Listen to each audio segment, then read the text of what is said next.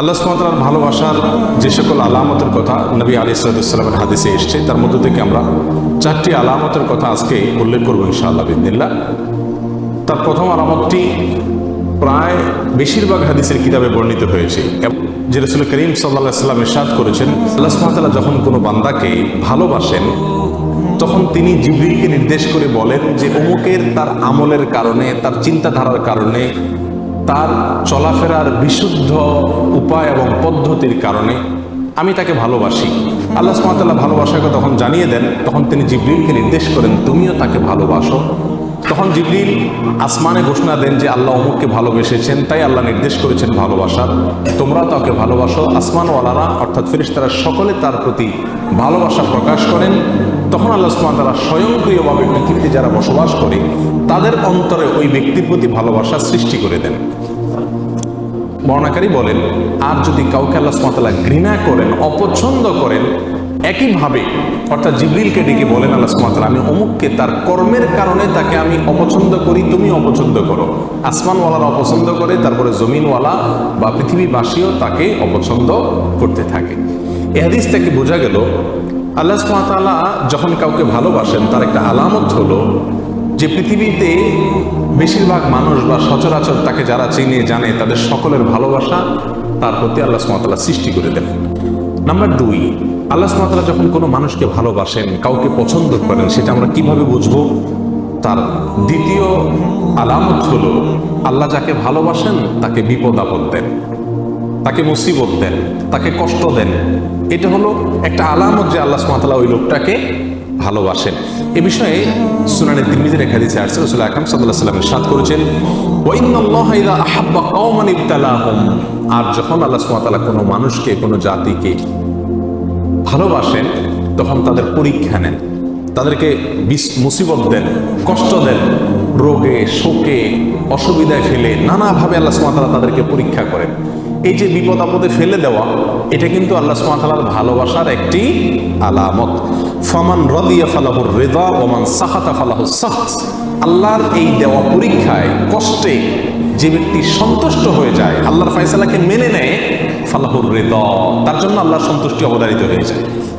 আর যে ব্যক্তি আল্লাহর এই ফয়সালায়, আল্লাহর এই কষ্ট দেওয়ায় সে অসন্তুষ্ট হয়ে যায়, আল্লাহর ফয়সালাকে মেনে নিতে পারে না, রিদা বিল কাদা, ইমানের গুরুত্বপূর্ণ একটা পয়েন্ট, এই বিষয়টি যে অর্জন করতে পারে না, বরং হাউতাস করে অস্থির হয়ে যায়, গালমন্দ শুরু করে দেয়, আল্লাহর ফয়সালাকে সে অ্যাভয়েড করে, হ্যাঁ আল্লাহ লোক দেখে নেই, আমার উপরে সব বিপদ আসে, এই টাইপের কথাবার্তা বলে ফালাহুস সাখত, তখন ওই ব্যক্তির জন্য আল্লাহর পক্ষ থেকে অসন্তুষ্টি অবধারিত হয়ে যায়। আল্লাহ আমাদের মাফ করুন। আল্লাহ সুবহানাহু ওয়া তাআলা আমাদেরকে ভালোবাসেন, তার প্রমাণ হবে আল্লাহর পক্ষ থেকে আমাদের জীবনে ছোট বড় বিভিন্নভাবে পরীক্ষা নেওয়া। আমরা জানি কোরআনে কারীমে আল্লাহ তাআলা বিভিন্ন নবী রাসূলদের ঘটনা বলেছেন। এর ভিতরে সবচেয়ে বেশি কঠিন পরীক্ষা যার জীবনে আসছে তিনি কোন নবী ছিলেন? ইব্রাহিম আলাইহিস সালাম।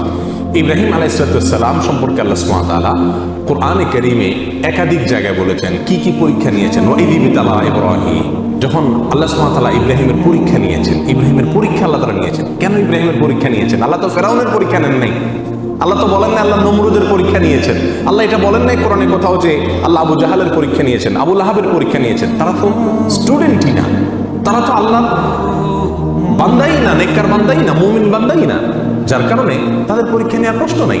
যার জীবনে বিপদ আছে, ইমানদার যদি হয়ে থাকে তাহলে বুঝতে হবে সে আল্লাহর কাছে কোনো না কোনো কারণে প্রিয় হয়েছে, আল্লাহ তাকে পরীক্ষা করছেন, বিধায় অস্থির এবং ব্যাকুল হওয়া যাবে না। আল্লাহ তাআলা আমাদের তৌফিক দান করুন।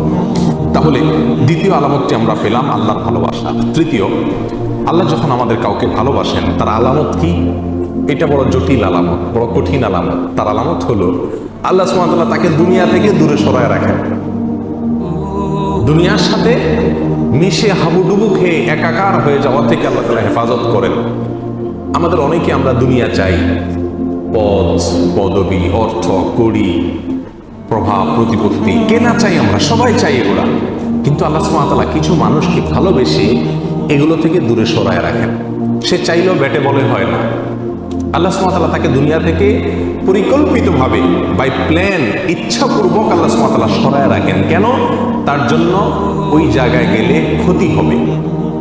সে দুনিয়ার সাথে যদি মিশে যায় তাহলে সে ধ্বংস হয়ে যাবে। আল্লাহ সুবহানাহু ওয়া তাআলা তাকে বাঁচিয়ে রাখেন। এই প্রসঙ্গে সহিহ ইবনে হিব্বান, মুস্তাদরাক হাকিম, সুনানে তিরমিজি অনেকগুলো হাদিসের কিতাবে হাদিসটি বর্ণিত হয়েছে। রাসূল আকরাম সাল্লাল্লাহু আলাইহি ওয়াসাল্লাম বলেছেন, ইন্নাল্লাহা ইযা আহাব্বা আবদান হামাহু দুনিয়া কামা ইয়াহমি আহাদুকুম মারিদাহু আল মা লিয়াশফিয়া। তোমাদের কেউ তোমাদের প্রিয়জনরা অসুস্থ হলে যেই রোগে পানি টাচ করলে অসুবিধা হবে তাকে যেরকম পানি থেকে তোমরা বাঁচিয়ে রাখো, আল্লাহ যখন কোনো মানুষকে ভালোবাসেন তার আল্লাহর ভালোবাসার মানুষটাকে আল্লাহ তাআলা দুনিয়া থেকে এরকম বাঁচিয়ে রাখেন। আল্লাহর ভালোবাসার আরেকটি আলামত হলো নেক কাজ করার সুযোগ পাওয়া। আল্লাহ যদি কাউকে নেক কাজ করার সুযোগ দেন, ভালো কাজ করার সুযোগ দেন, তৌফিক হয় ভালো কাজ করা, ভালো পথে চলা, এর মানে হলো আল্লাহ সুবহানাহু ওয়া তাআলা তাকে ভালোবাসেন। সবাইকে তার প্রিয় পাত্র হওয়ার তৌফিক দান করুন।